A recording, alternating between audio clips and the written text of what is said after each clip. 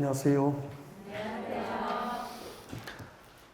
자, 오늘 진도는 도시 및 주거환경 정비법. 자, 이런 교재 262페이지죠. 네, 262페이지 오시면 돼요.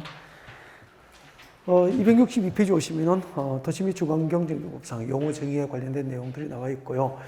용어 정의 관련 부분은 제가 숙제를 내드렸죠. 네, 그래서 그 정비법상 정비 사업의 종류가 세 가지가 있습니다. 이런 262페이지 보시면은 주거환경 개선 사업부터 재개발 사업과 재건축 사업 이렇게 있는데 이 각각을 이제 교재를 보지 않고 말할 수 있을 정도로 좀 개념 연습을 하셔야 되고요. 여러분 1, 2월 강의나 11월, 12월 강의를 반드시 들어야 돼요. 이 용어 정의를 아마 11월, 12월 강의는 약 1시간 정도 용어 정의만 해요. 그리고 이제 1, 2월 강의는 한 30분 정도 강의를 했는데 그렇게 지금 용어 정의에 30분 정도 시간을 보낼 수가 없다는 거예요. 그래서 제가 5, 6월 달은 용어 정의는 여러분 인터넷 강의 등으로 이제 보셔야 되고요. 그 다음에 이제 용어 정의에서 하나 정도 볼게요. 265페이지 와요. 265페이지 오시면 9번에 양가로 9번에 토지 등 소유자 나와 있을 겁니다. 찾으셨나요? 네, 토지 등 소유자. 양가로 9번이죠. 이 토지 등 소유자는 아무리 강조해도 뭐 지나치지 않을 정도로 중요한 용어잖아요.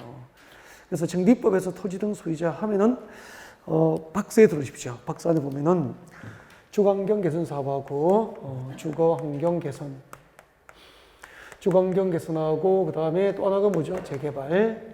이 두 개는 토지 등 소유자가 똑같습니다. 범위가. 그래서 같이 복습해 볼까요? 자, 주거환경 개선 사업과 재개발 사업을 목적으로 정비구역이 지정되면 이 지정된 정비구역이죠. 이 지정된 정비구역 안에 자, 첫 번째 누구죠? 토지 소유자, 토지 소유권을 가지고 있거나 그 다음에 두 번째 건축물 소유권을 가지고 있거나 그리고 지상권자를 토지 등 소유자라고 하는 거죠. 그 다음에 주거환경 개선 사업의 경우에는 공공개발 방식으로 하기 때문에 조합이 없습니다. 조합을 설립하지 않고 이제 구청에서 직접 해요. 지랑구수 등이 직접 하거나 주택공사 등을 지정하게 되는데 재개발은 민간개발 방식으로 하기 때문에 재개발 조합이 만들어지잖아요. 그 재개발 조합이 만들어지면 이 토지 등 소유자, 토지 소유자, 건축물 소유자, 지상권자가 토지 등 소유자로서 당연히 재개발 조합에 무엇이 되는 거죠? 조합이 되는 거죠. 그러면은 우리가 재개발 사업을 위한 이 정비구역에 이제 투자 목적으로 땅 사고 건물을 사는 이유가 조합원 자격을 얻어야 될 것이고 조합원 자격을 얻어서 아파트 입주권을 받기 위해서 이제 투자를 하는 거 아닙니까? 그러면은 재개발 아파트 입주권을 법적으로 보장을 받기 위해서는 조합원이 되어야 되고 조합원이 되기 위한 해당 지역의 원주민의 범위를 법으로 정한 게 토지 등 소유자예요. 그래서 재개발 사업 목적으로 지정된 정비구역 안에서 토지 소유권과 건축물 소유권과 지상권을 가지면은 토지 등 소유자로서 조합원이 될 수 있다. 그렇게 보시면 되잖아. 그다음에 재건축이죠. 재건축은 이제 재개발하고 토지 등 소유자의 범위가 달라지죠. 재건축의 경우에는 자, 재건축은 주로 이제 노후 불량 건축으로 판정된 공동주택 밀집 지역이 재건축 사업을 목적으로 지정된 이제 정비구역이 되잖아요. 정비구역 그렇게 되는 거죠. 그러면은 여러분 아파트 재건축을 하면은 여러분도 조합원이 돼야 되잖아요. 근데 재건축할 때 조합원은 누구죠? 토지 등 소유자에 일단은 해당해야 되잖아요. 그래서 토지 등 소유자는 정비구역 안에 무엇이죠? 건축물 및 그 부속 토지예요. 그때 그가 뭐죠? 앞에 건축물이거든. 건축물하고 즉 아파트하고 그다음에 그 건축물의 부속 토지를 동시에 가져야 되는 거죠. 이게 이제 토지 등 소유자고 재건축 사업의 토지 등 소유자는 당연 조합원입니까? 동의한 자입니까? 재건축 사업에 동의한 자의 하나의 조합이 되는 거죠. 그럼 이제 재건축 사업의 경우에는 건축물 및 그 부속 토지 소유자, 즉 토지 등 소유자에 해당하더라도 사업에 동의하지 않거나 동의하지 않거나, 그 다음에 건축물만 소유했거나 토지만 소유한 자는 조합원입니까? 비조합원입니까? 비조합원이 되는 거예요.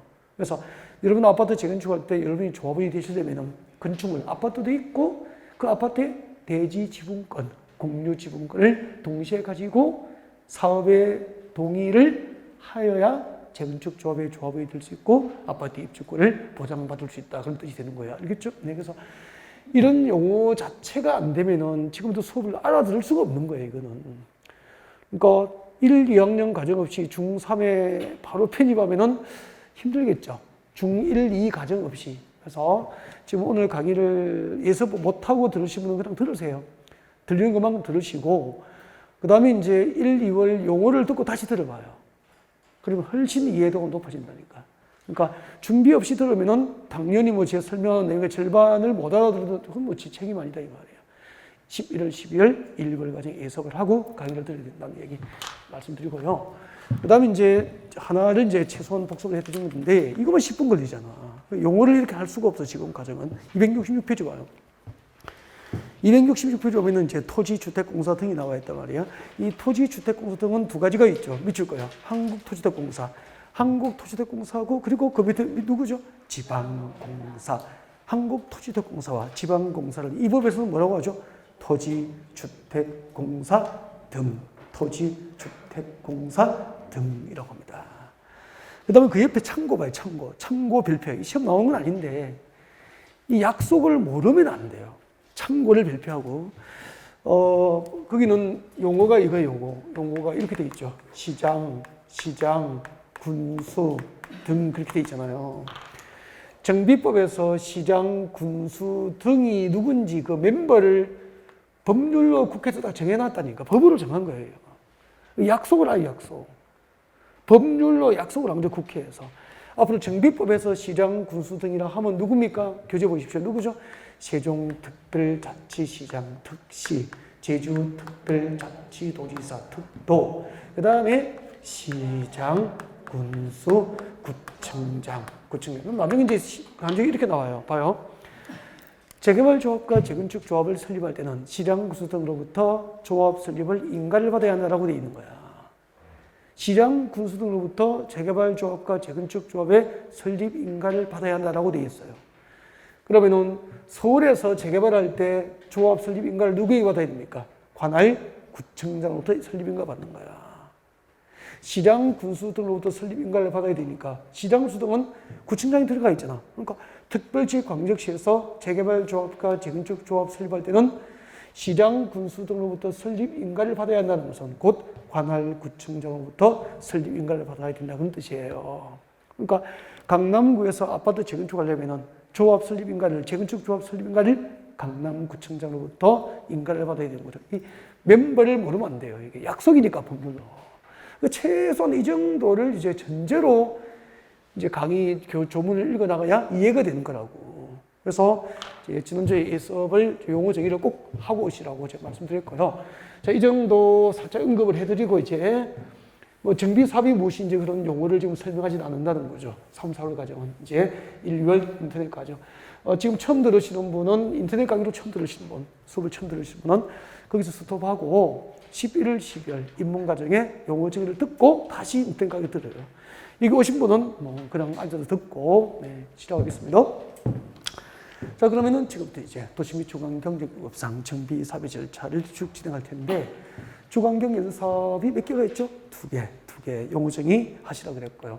그 다음에 재개발 사업도 개념이 두 개가 있어요. 재개발 사업 두 개. 그 다음에 이제 재건축 사업의 개념, 노후 불량 건축물, 그리고 토지 등 소유자, 방금 했죠? 토지 등 소유자. 그리고 이제 정비 사업의 절차로 갑니다. 그러면은 재개발 재건축의 과정이 어떻게 이루어질까? 그 정비 사업의 절차를 일단 보겠습니다. 이런 교재는 267페이지에서 움직이지 마요. 267페이지 펼쳐놓고 잠깐만 이 교재 없는 거야. 이제 교재 만지지 말고 앞에 봐주세요. 네. 이거 교재 없는데 순서? 없으니까 교재 안 찾아도 됩니다. 앞에 보시고. 필기를 하실 필요도 없어요. 이걸 외워서 뭐 문제 풀고 그런 건 아니니까. 그래서 일단 우리가 수업을 듣고 나면 나중에 이제 정비 사업 절차 전체적인 흐름이 그때 이제 떠오르면 돼요. 알겠죠? 그렇게 하면 되는 거니까 적어놓고 외우고 그런 거 아니에요. 그냥 보세요. 자, 재개발 재건축을 할 때는 제일 먼저 정비기본구역을 수립합니다. 정비기본구역. 그래서 서울에서 재개발 재건축을 하려면 일단 서울시 정비기본구역을 서울특별시에서 수립합니다. 네. 그 다음에 이 기본계획으로 뭘 정하느냐 하면은 이 기본계획으로 앞으로 10년 내에 서울에서 재개발 재건축을 어디에서 할 건지 정비 예정구역을 지정을 해요. 이렇게. 만약에 한 100군데 정비 예정구역을 지정했다. 예정구역을 100군데 지정했다. 라고 하면은 그 100여 곳의 정비 예정구역별로 정비계획을 언제 수립할 건지 기본계획을 정합니다. 그러면은 이게 이제 영등포 대림동 재개발을 한다고 가정을 하면은 일단 서울시 정비기본구로 대림동을 정비예정구로 지정하고요. 대림동 정비예정구역은 2022년 6월에 정비계획을 입안하겠다라고 서울시 기본구로 계획이 돼 있어. 그럼 이제 2022년 6월이 되면은 관할 영등포구청장은 서울시 기본계획에 맞도록 영등포구청장이 대림동 정비계획을 수립해요. 이 대림동 정비계획을 수립해서 이 정비계획대로 정비사업을 하겠다고 서울시에다가 정비계획을 첨부하여 정비구역 지정을 서울시장에게 신청합니다. 하면은 서울시장이 이제 서울시 기본계획으로 영등포 대림동 재개발구역을 정비예정구역으로 정비구역을 지정할 예정구역으로 정하고 2022년 6월이 되면은 정비계획을 입안하겠다고 계획을 했잖아요. 그 예정구역에 대해서 이제 대림동을 재개발을 위한 정비구역으로 정식으로 이제 정비구역으로 지정해서 고시를 딱 하게 되는 거예요. 제일 먼저 서울에서 10년 내에 재개발 재건축이 필요합니다. 서울시 정비기본구로 뭘 지정하죠? 정비구역 지정합니까? 예정구역 지정합니까? 예정구역.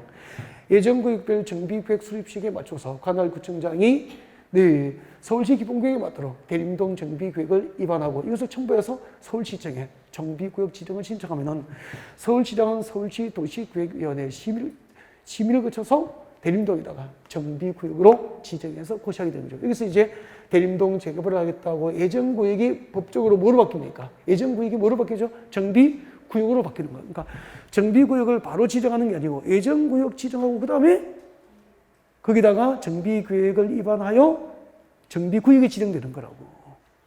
그럼 여기서 재개발 재건축을 하겠다고 구역이 지정되면 장소가 결정이 되면은 구역을 지정해서 고시하면은 여기서 재개발 재건축을 누가 해야 될지 사업 시행자, 재개발 사업과 재건축 사업 시행자를 정하게 되는 거예요. 그때 재개발하고 재건축은 민간 개발 방식으로 하기 때문에 그 동네에 땅 갖고 있고 건물 갖고 있고 지상권을 설정하고 있는 토지 등 소유자가 직접 하는 게 아니고 생각해 봐요. 재개발 구역에 빌라 하나 있다고 재개발 구역에 토지 소유권이 있다고 단독으로 사업을 감당할 토지 등 소유자는 없잖아요. 단독으로 사업을 못하니까 토지 등 소유자는 뭘 해야 되죠? 조합을 만들어야 되는 거예요. 자기들끼리. 이렇게 해서 재개발 조합이나 재건축 조합이 정비사업 시행자의 10중 8구가 되는 거야. 그래서 대한민국에서 재개발 재건축이 정비사업의 10중 8구고 그 재개발 재건축 사업 시행자 누가 하죠? 조합이 하는 거예요. 조합을. 그러면 재개발할 때는 재개발 조합 만들어야 되고 재건축할 때는 재건축 조합을 만들어서 해야 되는 거야. 국가나 구청에서 하는 게 아니다 이 말이에요. 그래서 재개발 재건축은 공공개발이라고 합니까? 민간개발이라고 하는 겁니까? 민간개발 방식으로 한다고 이야기하는 거야. 근데 달동네 철거사업, 주광경 개선사업은 달동네 철거사업이잖아요. 그럼 서울에 옛날에 80년대, 90년대 서울에 저 달동네 판자촌 철거사업 많이 했잖아. 그 달동네 철거사업은 그 동네 토지 등 소유자가 단독으로 사업을 하거나 조합을 만들 경제적, 사회적 여건이 돼야 안 돼. 안 되니까 공공개발 방식으로 하는 거야, 주광경 개선사업은. 그럼 이제 조합이 만들어지면은 그 조합이 정비사업 시행자로서 재개발은 재개발 사업 시행 계획을 조합이 작성하는 거야. 재건축은 재건축 사업 시행 계획을 작성하는 거야. 누가 작성하죠? 조합이. 무슨 자격으로? 시행자 자격으로. 그럼 재개발 조합과 재건축 조합에서 재개발 사업 시행 계획이나 재건축 사업 시행 계획을 작성을 하면은 조합이 작성한 사업 계획대로 사업을 해줬습니까? 라고 시장, 군수 등의 인가를 받아야 되는 거예요. 그때 인가가 누구죠? 시장, 군수 등이니까 서울하고 광역시는 관할구청장, 관할구청장으로부터 대림동 재개발 사업 시행 계획은 영동부 구청장으로부터 대림동 재개발 조합이 인가를 받아야 되고요. 구청에서 인가를 하고 공식적으로 인가를 고시하면은 사업시행 인가 고시가 있은 날로부터 120일이야. 사업시행 인가 고시가 있은 날로부터 120일 이내에 분양 공고가 납니다. 그러면은 분양 공고 뭐죠? 조합원 자격을 가진 조합원들에게 토지 등 소유자, 조합원 자격을 갖고 있는 토지 등 소유자에게 언제부터 언제까지 분양 신청을 하세요라고 공고한다 이 말이야. 그죠? 그럼 이제 조합원 중에서 분양 신청을 희망하는 자는 분양 신청 기간에 아파트 분양 신청을 하겠죠. 분양 신청을 받아요. 그 분양 신청된 현황을 기초로 분양 신청한 조합은 누구에게는 몇 평짜리 몇 통, 몇 평짜리 아파트 몇 동 몇 호 주고, 누구에게는 몇 평짜리 몇 동 몇 호 주고, 누구에게는 몇 평짜리 아파트 몇 동 몇 호 줄지 미리 계획을 합니다. 그리고 한지방식의 도시개발 사업 절차에서 중점 토지 소유자 누구에게는 도시개발이 끝나고 몇 번지 몇 제곱미터를 환지 주고, 누구에게는 몇 번지 몇 제곱미터를 환지 주고 미리 계획을 했잖아요. 무슨 계획이죠? 환지 계획. 재개발 재건축을 할 때는 관리 처분 계획에 의해서 누구에게는 몇 평짜리 아파트 몇 동 몇 호 줄 건지 계획이 되는 거야. 그래서 재개발 재건축을 할 때 분양 처분할 내용을 미리 정하는 계획이 무슨 계획이죠? 관리 처분 계획. 한지방식의 도시개발 사업 절차에서 종전 토지 소유자 누구에게 도시개발 끝나고 누구에게 조성된 택지 몇 번지 몇 제곱미터를 환지 줄 건지 미리 정하면은 환지 계획. 그러니까 도시개발법에서 환지 계획이 도시 및 중앙경제법에서는 관리 처분 계획으로 이름이 바뀌는 거예요. 비슷한 거예요, 이게. 내용도 비슷하고. 그래서 환지 계획은 환지 설계를 내용으로 하고, 관리 처분 계획은 분양 설계를 내용으로 하고, 그렇게 되는 거예요. 조금 멀리 비교가 되죠, 이제. 그 다음에 이제 관리 처분 계획 조합이 만들어서 이 관리 처분 계획대로 나중에 아파트 지어서 분양하면 되겠습니까? 라고 구청에 가서 인가받고, 인가가 고시되면은, 그 다음에 공사, 착수, 재개발, 재건축 사업의 첫 사업을 떼게 되는 거죠. 그러면은 재개발, 재건축 할 때 공사 착수를 위한 마지막 행정 절차가 뭐죠? 관리 처분 계획 인가가 나야 공사에 들어가는 거라고.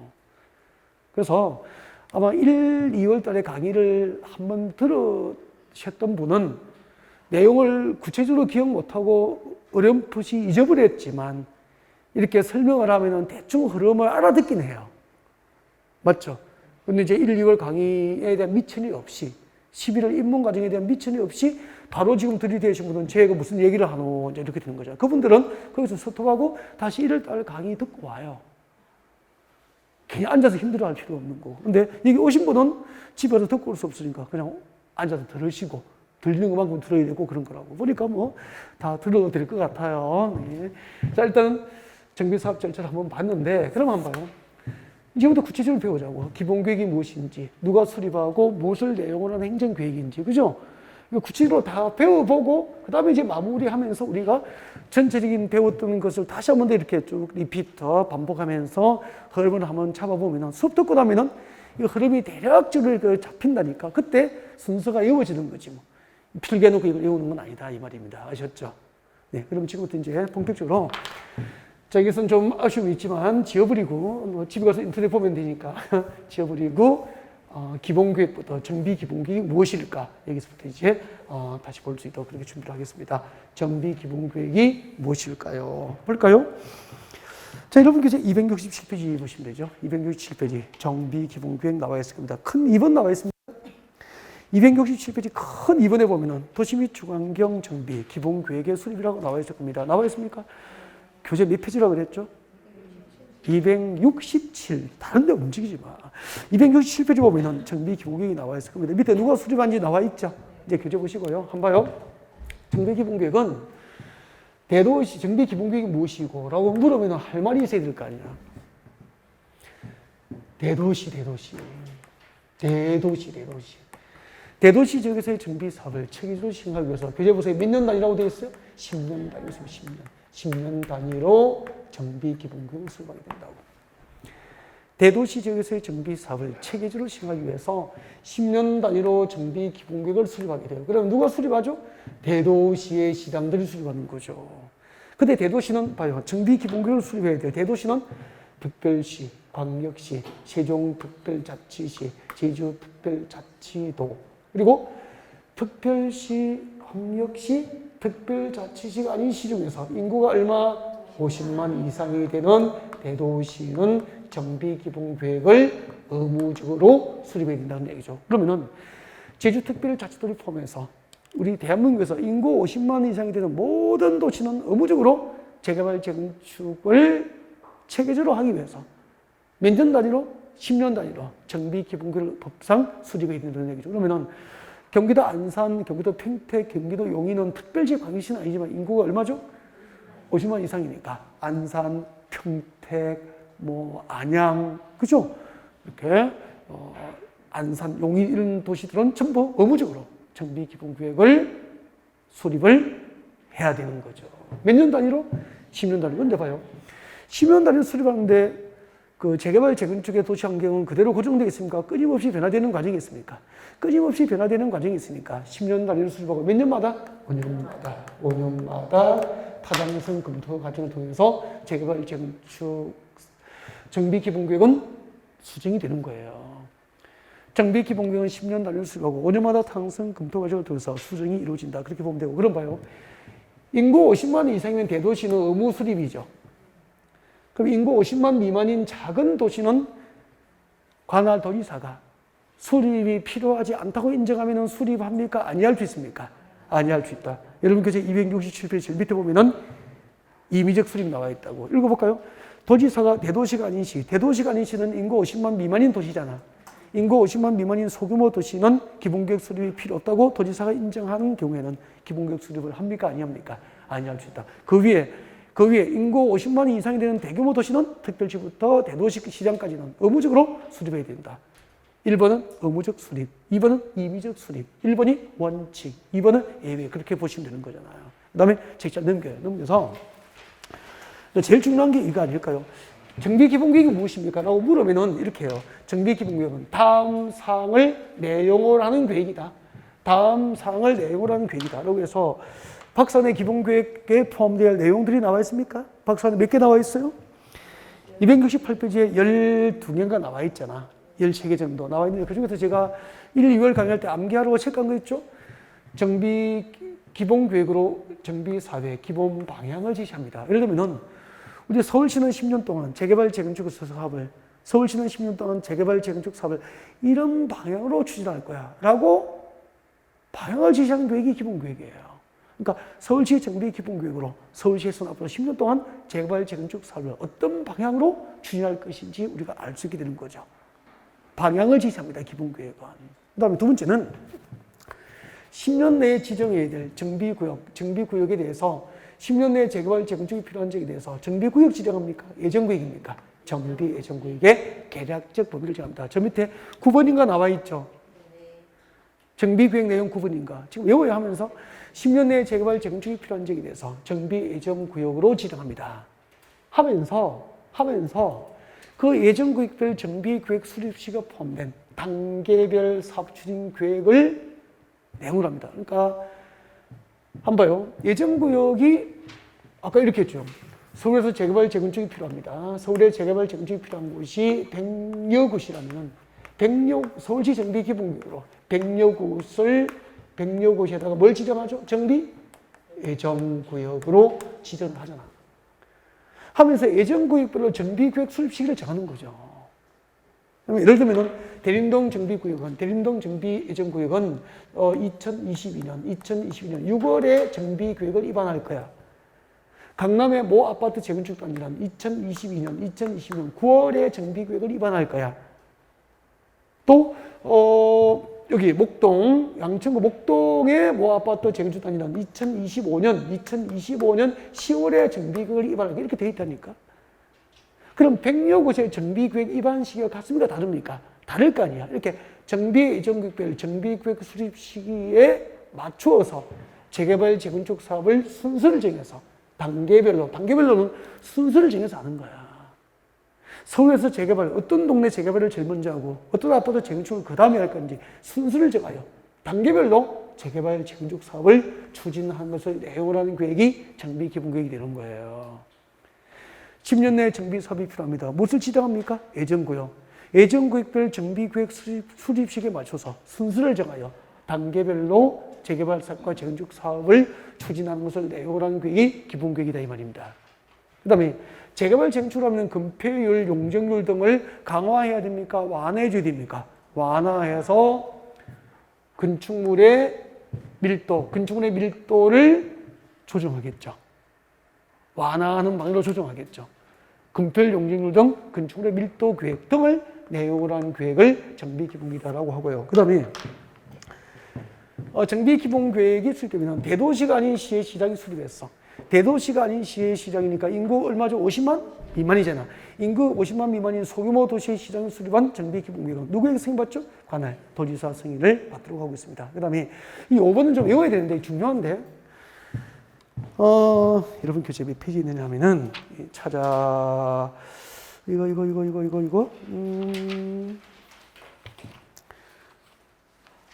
어디에다가 숨겨놨을까? 그렇지. 268페이지 있구나. 참고로 빼뒀구나. 267페이지 봐, 여러분. 268, 죄송해요. 여러분, 268페이지에 참고봐. 두 번째 참고에 보면은 생략 가능 사유 나와 있습니까? 네. 기본계획 수립권자는 기본계획에 다음 사항들을 포함한 경우로 되어 있어. 다음 사항을 포함한 거. 다음 사항이 1번, 2번이죠? 그 다음 사항은 외울 필요는 없어. 1번만 쓸 거예요. 생활권 설정, 생활권별 기반시설 설치 계획이나 주택 수급 계획을 정비 기본계획에 포함한 경우에는 9번과 10번이 뭐죠? 9번, 정비 예정 구역의 계략적 범위, 단계별 사업 추진 계획에 관한 사항을 기본계획에 포함하지 아니할 수 있다. 그거 한번 들어볼까요? 그 부분 별표예요, 별표. 이게 단독 출제가 된 적도 있었습니다. 그래서 한 10년 내에 지문 속에서 한 2번 정도 이제 정답을 결정하는 결정적인 역할을 했기 때문에 꼭 좀 암기를 하고 있어야 돼. 한번 봐요. 정비 기본계획에 생활권 설정 등에 관한 사항이 포함된 경우. 그렇게 하면 돼요. 알겠죠? 정비 기본계획 내용에 생활권 설정 등에 관한 사항이 포함된 경우에는 기본계획에 포함되어야 할 사항 중에서 두 가지를 기본계획에 포함하지 않을 수 있어. 뭘 포함하지 않을 수 있죠? 정비 예정구역의 계략적 범위에 관한 사항과 단계별 사업 추진 계획에 관한 사항은 기본계획에 포함하지 아니할 수 있다. 정비 기본계획 내용에 생활권 설정 등에 관한 사항이 포함된 경우에는 두 가지가 기본계획에서 생략될 수 있죠? 네, 예정구역의 계략적 범위 그리고 단계별 사업 추진 계획에 관한 사항은 생략할 수 있다. 이거 좀 기억했으면 좋겠고, 그 다음에 이제 정비 기본계획 수립 절차, 여러분 교재에 몇 페이지 있죠? 268페이지 보면 큰 4번에 기본계획 수립 절차 나와 있습니까? 이런 것을 여러분이 참고하시면 돼요. 그리고 거기서 하나만 동그라미 합니다. 기본계획 수립할 때 주민의견 청취를 위한 공람기간은 며칠이라고 되어 있죠? 14 이상 동그라미 해야 돼요. 이런 거 숫자 기억해야 됩니다. 정비 기본계획 수립 시 주민의견 청취를 위한 공람기간은 14일 이상. 나중에 정비계획 수립 시 주민의견 청취를 위한 공람기간은 30일 이상. 이렇게 비교가 필요해요. 기본계획 수립 시 주민의견 청취를 위한 공람기간은 며칠? 14일 이상. 정비계획 수립 시 주민의견 청취를 위한 공람기간은 며칠? 30일 이상. 이런 것을 살짝 비교를 해둬야 됩니다. 객관식이니까 이런 것도 정답을 결정한 적이 있습니다. 자, 정비기본계획에 대해서 설명을 드렸고요. 그 다음에 여러분 정비기본계획 다음에 무엇이었죠? 정비계획. 기본계획에서 정한 정비예정구역부로 정비계획을 이제 정비계획 수립식에 맞춰서 정비계획이 입안이 되겠죠. 정비계획 보겠습니다. 자, 또 고개 한번 들어보실까요?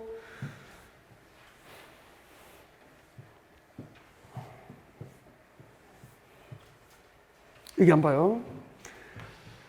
서울시 대림동, 영동포구 대림동 재개발 사업을 하겠다고 서울시 정비기본구로 뭘 지정했죠? 예정구역을 지정하는 거예요. 이때 예정구역은 서울시 정비기본구역으로 대림동, 영동포 대림동의 정비예정구역을 기본구역으로 지정하고 2022년 6월이 되면 대림동 정비예정구역의 정비계획을 입안하겠다고 정해져 있는 거야. 그럼 이제 2022년 6월이 되면 관할구청장, 누구죠? 영등포구청장이죠. 그래서 관할구청장 등은 서울시 기본계획에 맞도록 대림동 정비계획을 입안을 해요. 구청장 등이 정비구역을 위반을 해서 이것을 첨부합니다. 이것을 첨부해서 특별시장, 광역시장에게 정비구역 지정을 신청합니다. 정비구역을 위반하고 정비구역 지정을 이제 신청하게 되죠. 누구에게? 특별시장, 광역시장에게 그렇게 돼요. 그러면은 특별시, 광역시에서 정비구역은 누가 위반하죠? 특별시, 광역시에서 정비구역은 누가 위반합니까? 구청장 등이 정비구역을 위반하는 거야.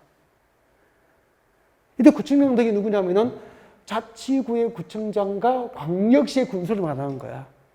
그 인천광역시 강화군이 있죠. 그죠? 그러면 인천광역시 강화군에 재개발할 때는 인천시 정비기본구역으로 10년 내에 재개발이 필요한 지역을 예정구역 지정하겠죠. 그 예정구역별 강화군에서 재개발 사업을 위한 예정구역별 정비구역 수립 시기가 도래하면은 강화군수가 인천시 기본구역에 맞도록 강화도 재개발 사업을 위한 정비구역을 위반하고 인천시청에 정비구역 지정을 신청한다. 그렇게 되는 거예요. 근데 그럼 봐요. 특별시, 광역시가 아닌 도시를 말해봐요. 세종특별자치시, 제주특별자치도, 그리고 시지역의 시장, 군지역의 군수. 이쪽에 봐요. 여기는 세종시하고 제주특별자치도, 시군에는 구청장 등이 법적으로 존재합니까? 없습니까? 없잖아요. 없으니까 정비구역 지정을 위해서 필요하면은 이 지정권자가 정비구역을 직접 위반하여 정비구역을 지정할 수 있다, 없다? 있다. 그렇게 되는 거라고.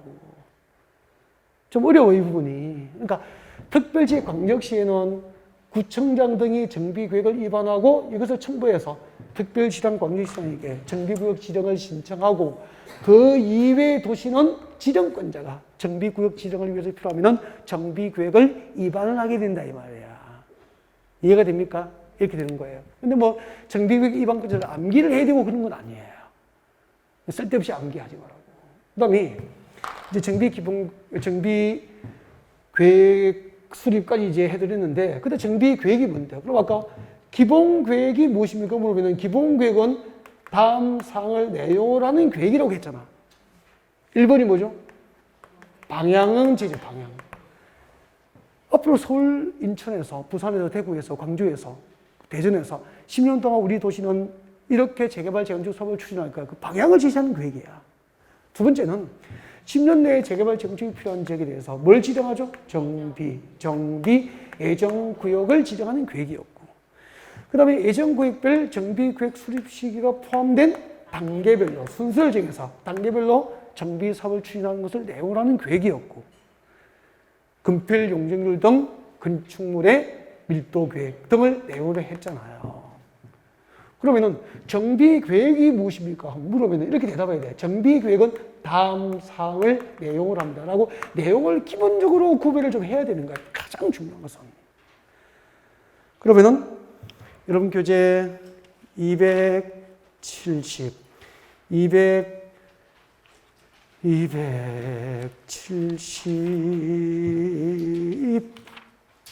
274페이지 와요. 274페이지 오세요. 274페이지 양가로 6번 보세요. 274페이지 양가로 6번 줄 거예요. 자치구의 구청장 또는 광역시의 군수를 합하여 뭐라 그래요?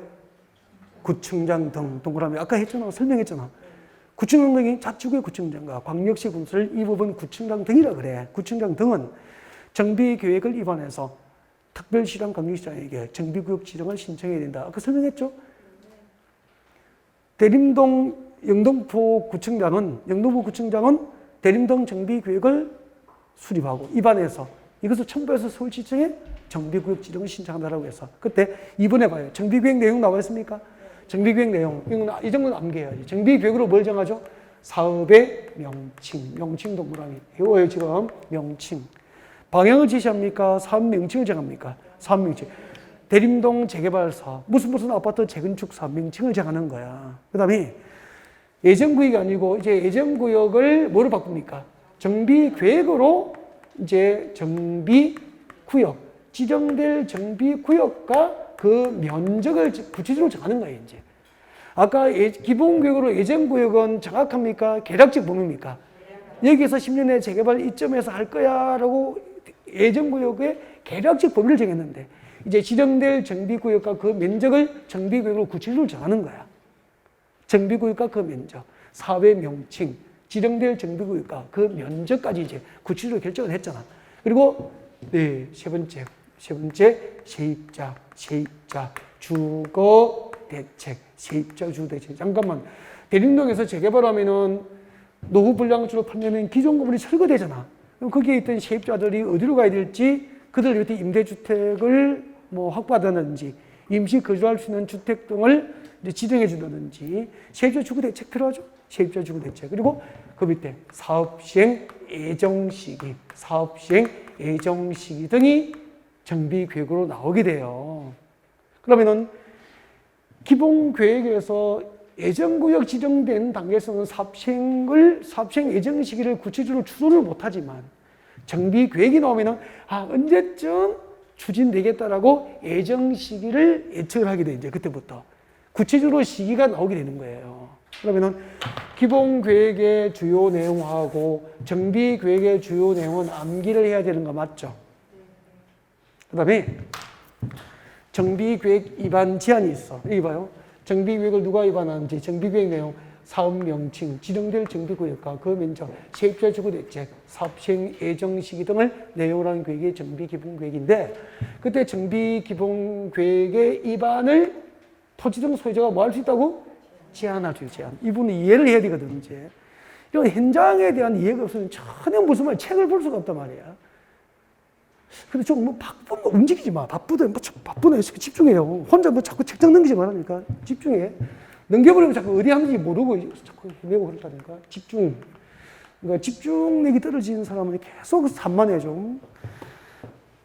앞도 보시고. 이해 안 들으면 책을 못 본다니까. 왜 혼자 뒤적거려 자꾸. 보시고요. 앞으로 10년 내에 영등포 대림동에 재개발하려면 서울시 정비기본구로 예정구역 지정하잖아. 대림동 정비예정구역은 2022년 6월에 정비계획을 입안하겠다고 계획이 돼 있어. 여러분 이제 여기 투자하시는 분들은 서울시 정비기본구역을 보니까 2022년 6월이 되면은 대림동 정비계획이 수립되고 서울시정에 정비구역 지정이 신청된다면서 예상을 했잖아. 투자를 한 거야. 그래서 여기다 빌라를 샀어. 빌라나 샀다고 투자했다고. 그러면 2022년 6월이 되면 영등포 구청장이 대림동 정비계획을 위반해서 서울시정에 정비구역 지정 신청을 해야 되죠. 그런데 정비예정구역별 정비계획 수립 시기가 지났음에도 정비계획 위반을 하지 않는 거야. 그럼 여기 투자한 토지 등 소유자는 답답하잖아. 구청에 정비계획 위반을 해달라고 제한할 수 있는 제도가 있다 이 말이야. 여러분 교재 몇 페이지 있느냐 하면은 정확히 제가 움직이라고 할 때마다 움직여주세요. 그래야 여러분이 안 놓치고 잘 따라온단 말이야. 273페이지 와. 273페이지 오른쪽 하단에 보세요. 오른쪽 하단에 보시면은 양가로 5분의 정비계획 위반 제한 나와 있습니까? 동그라미 이제 자꾸 어려워진단 말이야. 동그라미 하시고 토지 등 소유자 동그라미. 토지 등 소유자 누구죠? 아까 대림동 재개발 구역은 해당 지역의 토지 소유자, 건축물 소유자, 지상권자 맞죠? 투자하신 분들이야. 자, 토지 등 소유자는 가로 건너뛰고 줄 거요. 토지 등 소유자는 다음 중 한 개에 해당하면은 정비계획 위반권자에게 정비계획 위반을 직접 합니까? 제한합니까? 제한할 수 있다면. 토지 등 소유자가 정비계획 위반을 제한할 수 있는 제한 사유가 밑에 나와 있죠? 기역, 니은, 디귿만 묶어. 책장 넘기지 말고. 앞에다가 제한 사유. 기역, 니은, 디귿을 묶어서 제한 사유. 그 다 외우는 게 아니고 기역본만 해요. 기역본 줄 거요. 단계별 사업추진구역상 정비예정구역별 정비계획 위반 시기가 지났음에도 불구하고 정비계획이 위반되지 않거나 예정구역별 정비계획 수립 시기를 정하고 있지 아니하는 경우에는 해당 지역에 투자한 토지 등 소유자는 답답함이 있잖아. 이때는 정비계획 위반을 해달라고 구청에 제한할 수 있다 이 말입니다. 알겠죠? 잠깐만요. 아까 대림동 정비예정구역에 왜 투자했죠? 서울시 정비기본구역으로 2022년 6월이 되면은 대림동 정비예정구역은 정비계획을 위반해서 정비구역 지정 신청했다고 서울시 기본구역에 계획이 되어 있거든. 그걸 믿고 투자하고 빌라 사둔 거야. 근데 2022년 6월이 지나도 예정구역별 정비구역 위반 시기가 지났음에도 불구하고 정비구역 위반을 영동구 구에서 하지 않거나 예정구역별 정비구역 수립 시기가 정하여지지 아니한 경우 해당 지역에 투자한 토지 등 소유자는 구청장들에게 정비구역 위반을 뭐 할 수 있다?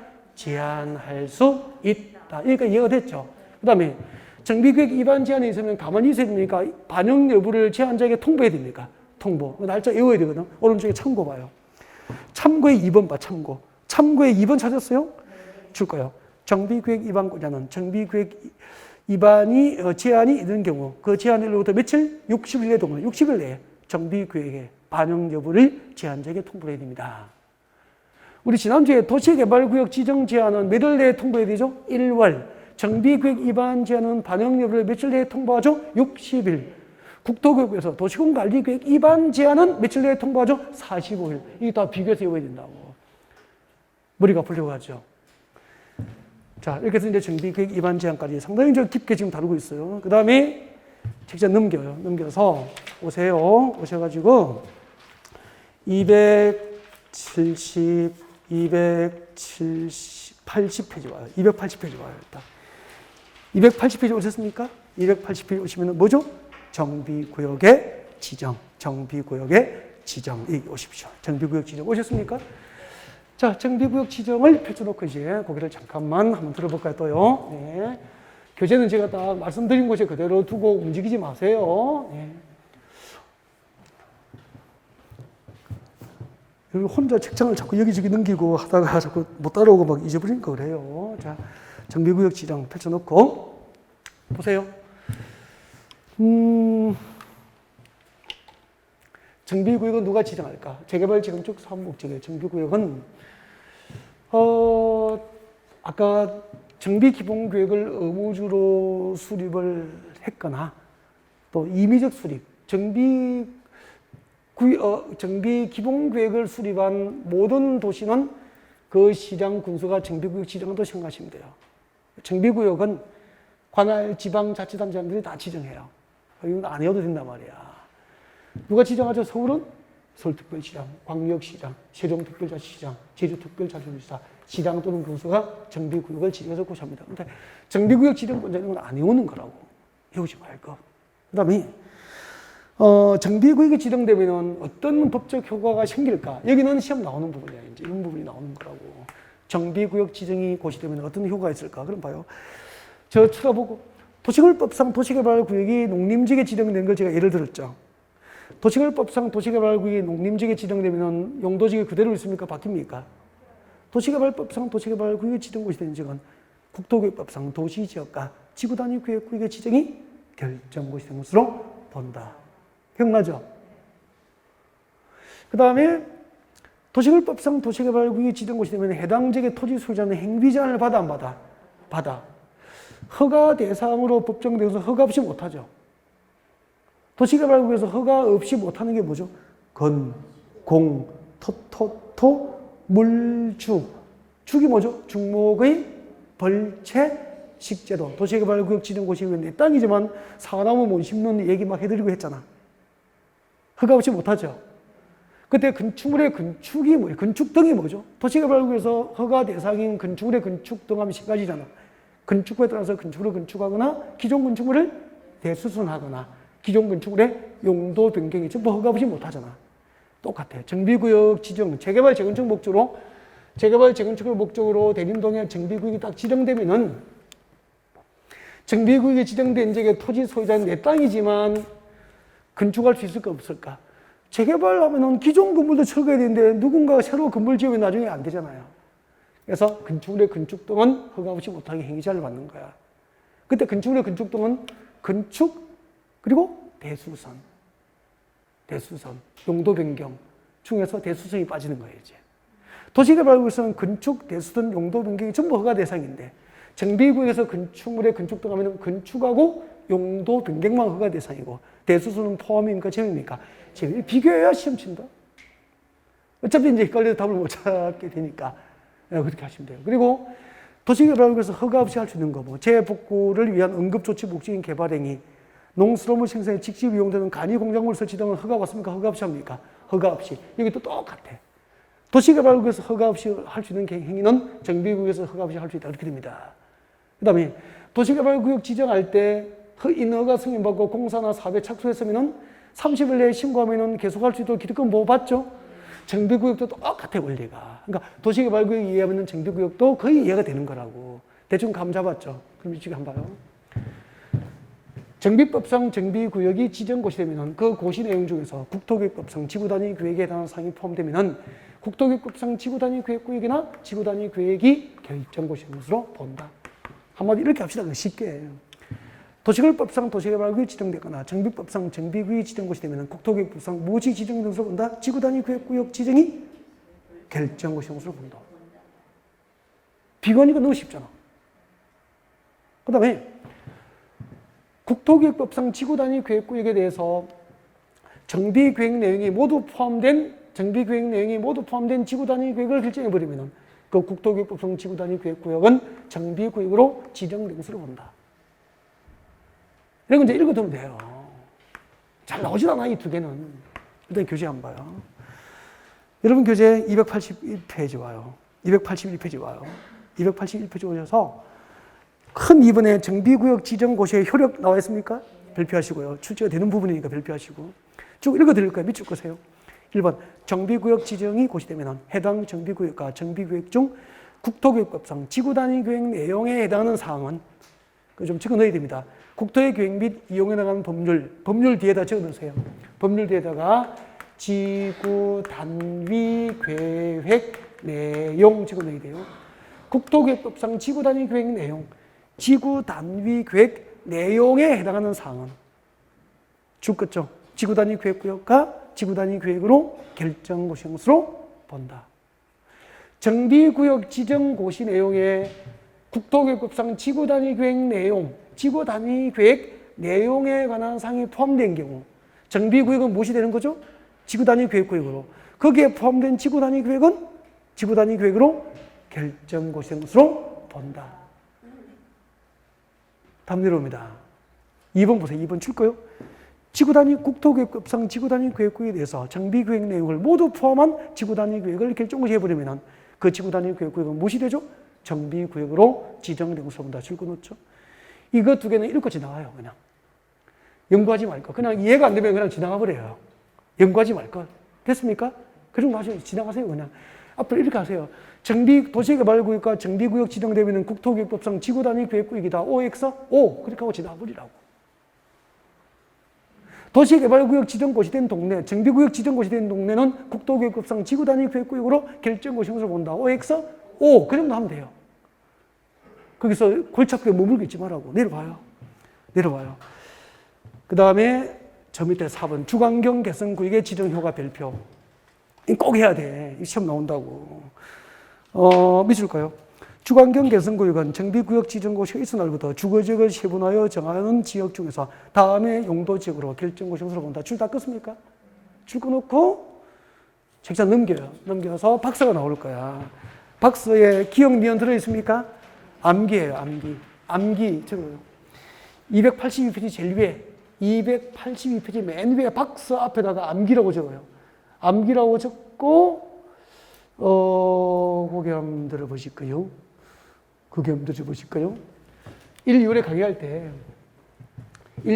때 주거환경 개선 사업입니다. 주거환경 개선 사업의 사업방법 4가지 배웠죠. 오늘 할 겁니다.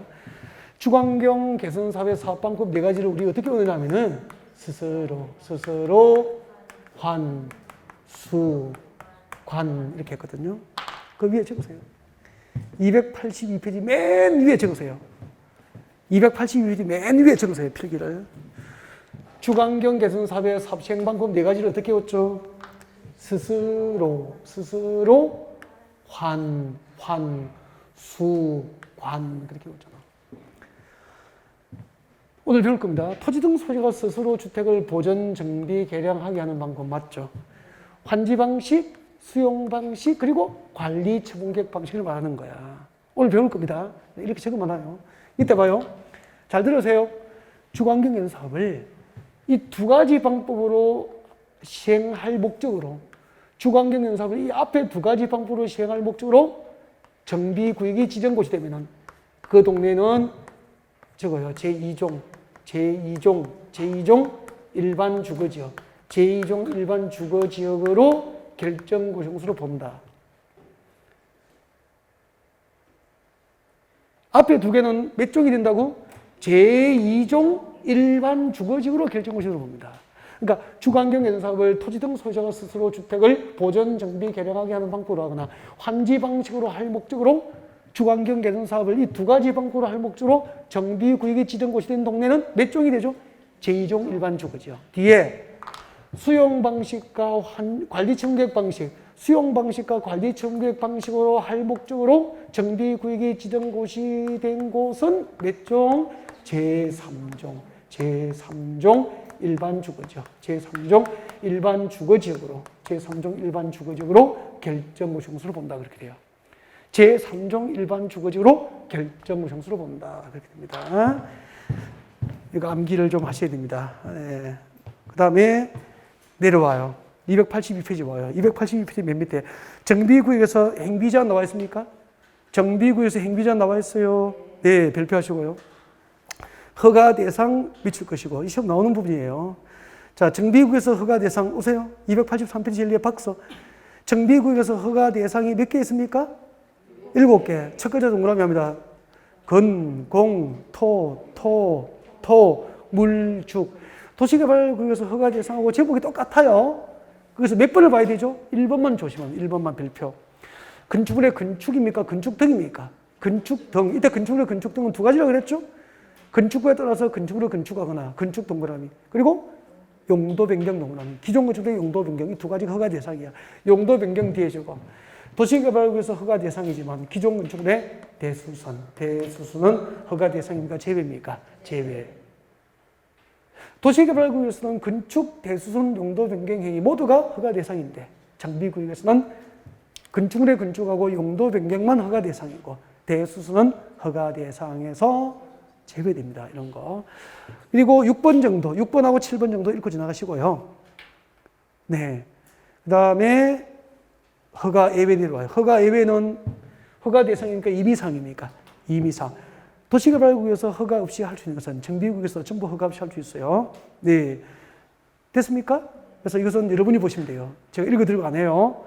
도시개발구역에서 허가 없이 임의로 할 수 있는 것은 정비구역에서도 허가 없이 임의로 할 수 있다. 그렇게 보시면 되고요. 그 다음에 기득권 보호 내려오시고, 읽어드릴게요. 허가를 받아야 하는 행위로서 정비구역 지정고시 당시 이미 관계법령에 따라서 행위 허가를 받거나 허가를 받을 필요가 없는 개발 행위에 관하여 공사나 사업에 착수를 했다면은 밑줄 거요. 가로 안에 정비구역이 지정고시된 날로부터 며칠? 30일 이내 동그라미 30일 이내에 그 착수한 사업과 공사 진행 사항과 시행 계획을 첨부해서 시장구수에게 뭐 해야 되죠? 신고 동그라미. 신고하면은 신고한 후 이를 계속 시행할 수 있도록 기득권 보호받습니다. 그래서 마찬가지야. 도시개발구역과 정비구역 지정 당시 사업과 공사에 착수한 자가 착수한 사업 공사를 계속하기 위해서는 전부 며칠 내에 신고하면 됩니까? 30일 내에 신고하면은 신고한 사업 공사를 계속할 수 있도록 기득권 보호를 받을 수 있다. 그렇게 하시면 됩니다. 됐고요. 여기까지입니다. 일단 여기까지가 도시 및 주관경정비법상 정비사업주에서 정비구역 지정까지 일단 했는데 아직 좀 남아있어요. 남아있는데 너무 힘들면 안 되니까 일단 여기서 휴식을 좀 하겠습니다. 휴식을 하고 진행을 하겠습니다. 네, 좀 쉬겠습니다. 네.